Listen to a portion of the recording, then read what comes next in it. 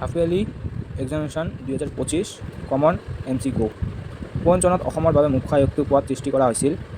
1874, 1876, 1884, 1885।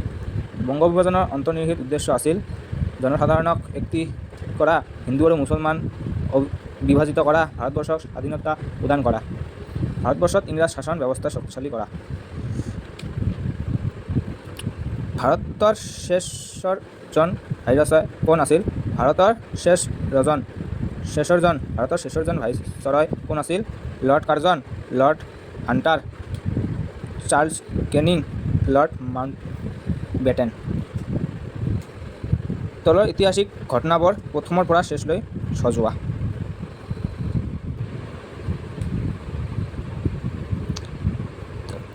1891 চনত লণ্ডনৰ পৰা ওকালতি শিকি অহাৰ পাছত মহাত্মা গান্ধীয়ে উকীল হিচাপে ভাৰতৰ কোন দুখন চহৰত ওকালতি কৰিছিল?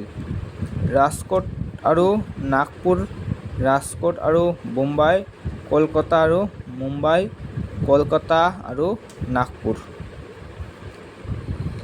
কোনটো মন্তব্য সত্যাগ্ৰহৰ বিষয়ে সত্য? চৰকাৰৰ ৰাজনৈতিক কাৰ্যকলাপ দমন কৰাৰ ক্ষমতা দিয়া নাছিল। ইয়াৰ দ্বাৰা 2 বছৰ ধৰি ৰাজনৈতিক বন্দীক বিচাৰ অবিহনে আটক কৰাৰ অনুমতি দিয়া নাছিল। ইয়াৰ দ্বাৰা 2 বছৰ ধৰি ৰাজনৈতিক বন্দীক বিচাৰ অবিহনে আটক কৰাৰ অনুমতি দিয়া হৈছিল।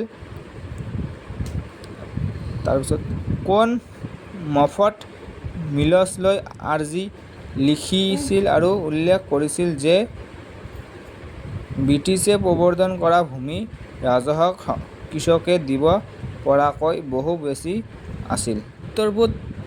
উত্তৰ-পূব ভাৰতৰ প্ৰথমখন বৃত্তিমুখী বিশ্ববিদ্যালয় হ'ল অসম কৃষি বিশ্ববিদ্যালয়, গুৱাহাটী বিশ্ববিদ্যালয়, অসম পশু চিকিৎসা মহাবিদ্যালয়, অসম চিকিৎসা মহাবিদ্যালয়।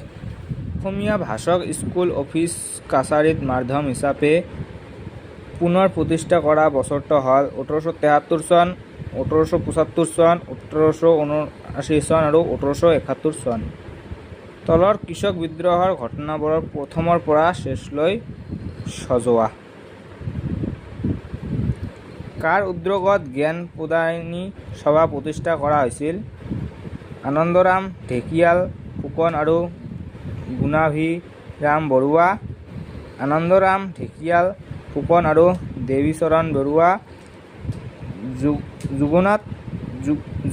জগন্নাথ বৰুৱা আৰু গুণাভিৰাম বৰুৱা আৰু হেমচন্দ্ৰ বৰুৱা।